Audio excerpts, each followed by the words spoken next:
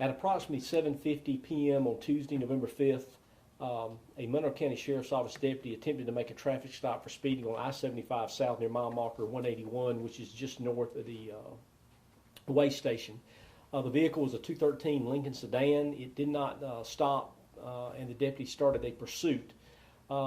Near mile marker 184, the deputy attempted to do a pit maneuver. As the deputy moved in to perform the pit maneuver, the passenger leaned out of the window of the Lincoln and fired 3 shots. One of the shots did strike the deputy's car.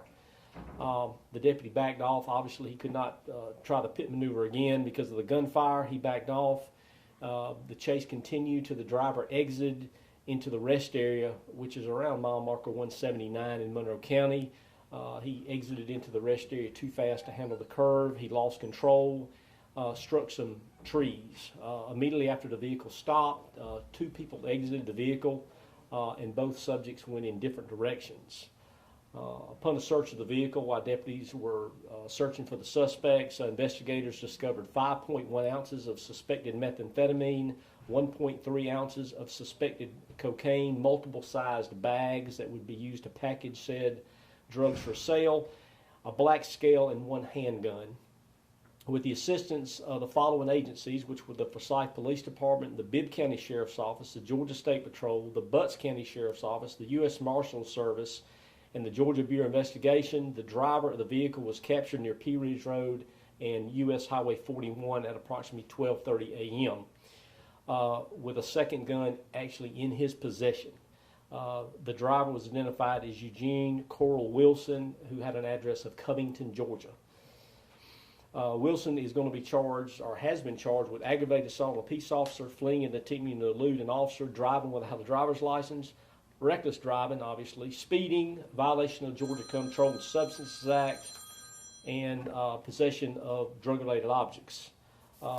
During this time, the passenger of the vehicle, during investigation while he was still on the run, was identified as Justin Michael Donnelly, and who had a Rockmart, Georgia address. The search for Donnelly continued throughout the night and into the morning. Approximately 8:20 a.m., Donnelly entered the BP gas station, which is located on Rumble Road, right adjacent to I-75.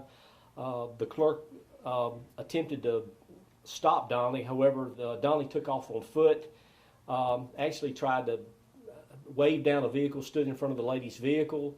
Obviously, she was in a panic. Another person that was directly behind her got out of the car, and once he saw that, well, the deck was kind of stacked against him to try to, enter her vehicle, he took off in the woods.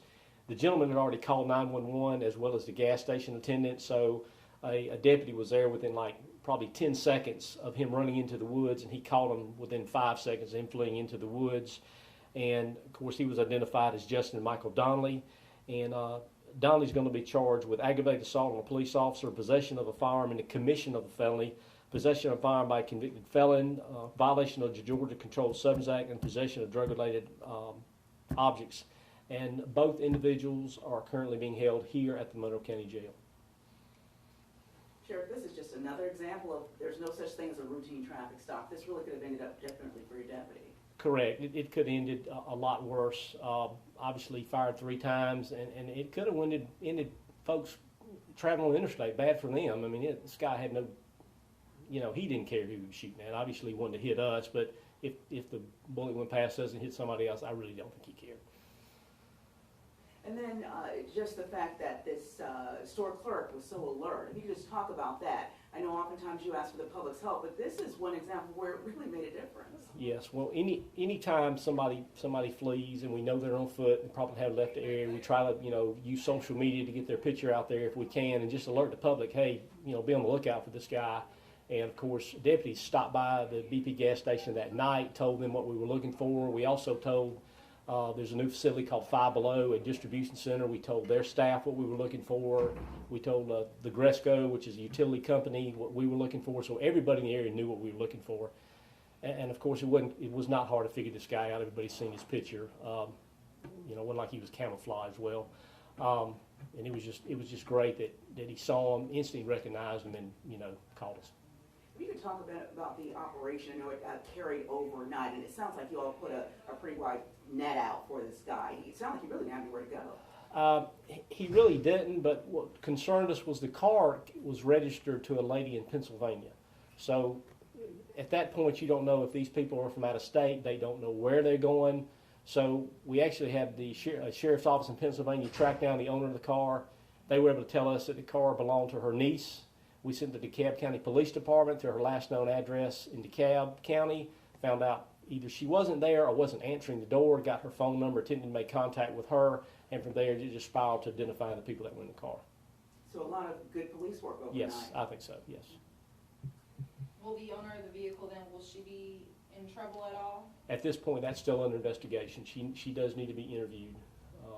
And of course, obviously, she's out have her car because it's been totaled. Do these two guys have a history of crime? Yes, they do. Can you elaborate on that by any chance? Let's just say they're frequent flyers to the criminal justice system. And just again, who all was involved in all this? Just how many agencies? Well, once when the chase started, obviously it was just us involved in the chase for several miles, and as we went through the city limits of Forsyth, they tried to offer some assistance and did. So the city of Forsyth Police Department. Then once the vehicle wrecked and they knew they had shot at officers, Bibb County offered. They were a tremendous help. Butts County Sheriff's Office sent some deputies down here. The U.S. Marshal sent some of the members of the Fugitive Task Force here. I actually personally talked to a GBI agent that was in the field working with us. Of course, Georgia State Patrol had units on the ground. Then we did use their aerial assets to try to locate the guy. Unfortunately, that was to no avail, but they did offer a lot of assistance. Last night I was given a description of the two men, and they were described as two African-American males, but obviously one was not. So where did the discrepancy come in? I think the discrepancy came in with the fact that once they exited the vehicle, I believe he was able to identify one of the males, obviously, as an African-American male. The other subject, he had dark clothing on. His face is covered with tattoos. So I think he appeared to be black to him at that point. Obviously, he made a mistake on that. And then, of course, when it first came in, anytime the initial call comes out or you get the initial, it's usually never right. Because when I got the call to go to the scene, they told me 3 people had ran. So once you get down there and start talking to the actual deputy that stopped the car, he says, I don't know where you're getting 3 from, but it was 2. So usually as the investigation narrows it down, you get to the facts of the matter. Anything else, everybody? That's it. Anything else? I'm good. Thank you so much. Thank you. You want to interview them? Sure. I wish I could.